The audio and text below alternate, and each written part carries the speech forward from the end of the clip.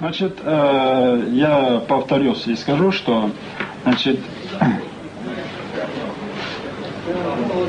хотя после 26 числа, когда силы оппозиции с участием российских войск были введены в город до 50 единиц бронетехники, танков, эти 50 танков были уничтожены правительственными войсками и силами ополчения. Значит, было заявление генерала Грачева, который заявил такими словами: какой дурак себе позволил ввести танки в город? И 31 декабря сам же их ввел, только чуть количеством больше, до 200, до 250.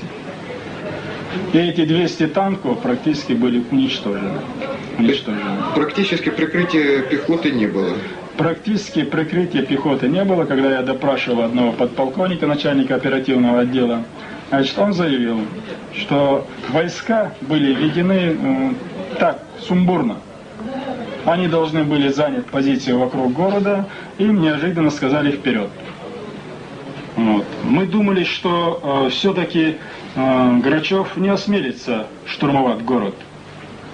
Значит, все-таки будет блокирование города, потом, может быть, какие-то другие там переговорные, или там, ну, в крайнем случае, будет бомбить город там и так далее, или там ведет какие-то специальные войска. Мы готовились там к этим мероприятиям. Но все-таки он решился штурмовать город. Значит, после разгрома этой группировки, которая введена в город, значит, к Грозному стянуты все силы ополчения и подразделения, которые были на границе, в селах и так далее.